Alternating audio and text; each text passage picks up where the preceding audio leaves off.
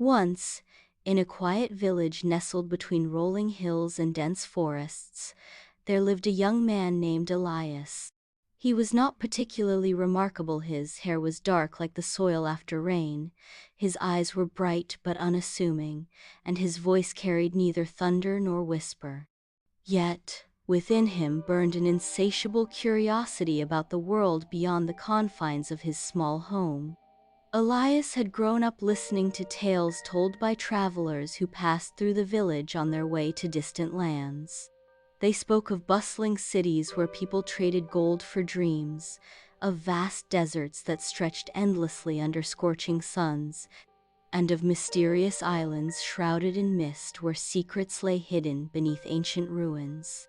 Each story ignited a spark within him, fueling his desire to see these wonders with his own eyes.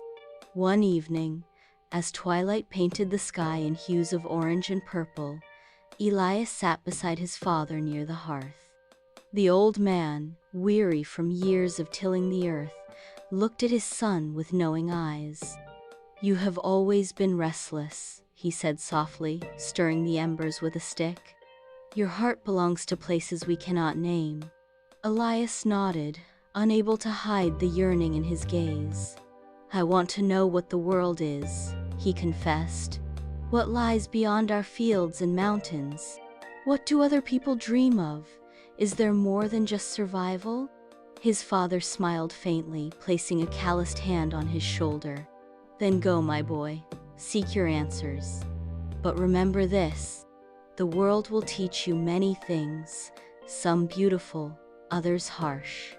Be open, yet cautious. And when you return, if you return, bring back not only knowledge but wisdom." With those words, Elias set out the very next morning. His meager belongings were tied into a bundle slung over his back, and his pockets held little more than bread and coins earned from helping neighbors. As he crossed the threshold of the village gates, the wind whispered promises of adventure, urging him forward.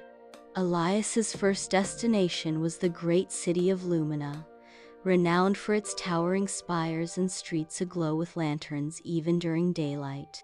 It was here that he hoped to find enlightenment among scholars and philosophers. When he arrived, the sight took his breath away.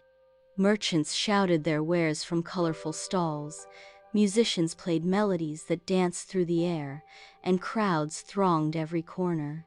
In awe, Elias wandered aimlessly until he stumbled upon a grand library, a place filled with books bound in leather and parchment, each one promising untold stories.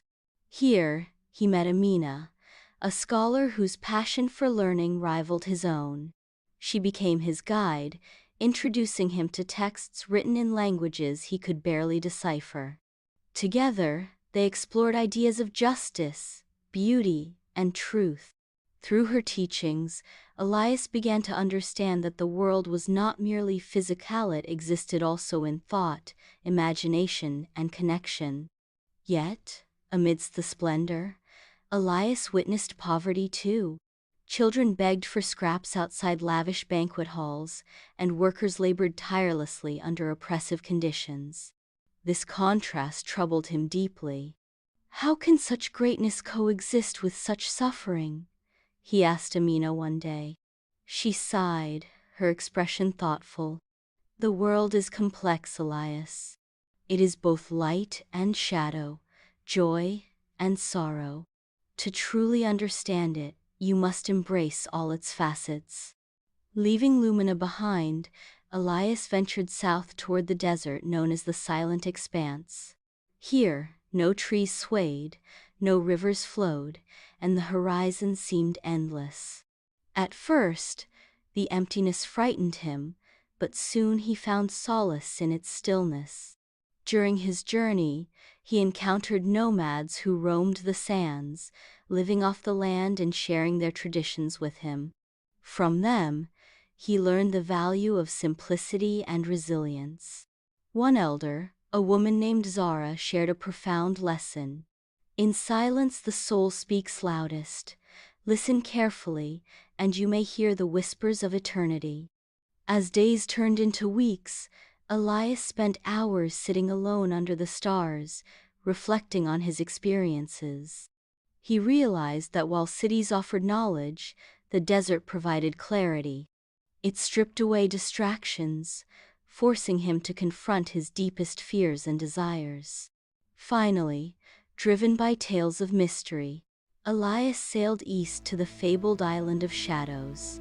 Wrapped in perpetual fog, the island was said to hold answers to questions no one dared ask.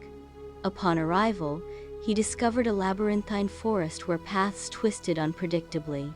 Guided by intuition rather than logic, he navigated its depths until he reached a clearing dominated by a massive tree. Its branches stretched impossibly high, and its trunk bore carvings in an unknown script. At the base of the tree sat an old man cloaked in gray.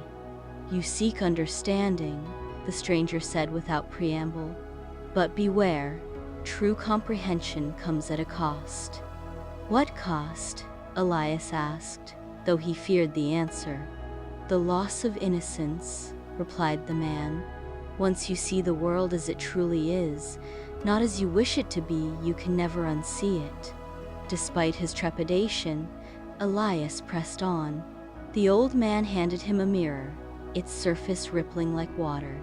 Gazing into it, Elias saw not his reflection but glimpses of humanity's triumphs and failures, its cruelties and kindnesses.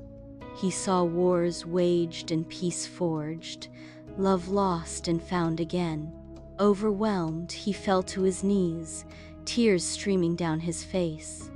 "Is this the world?" he whispered hoarsely.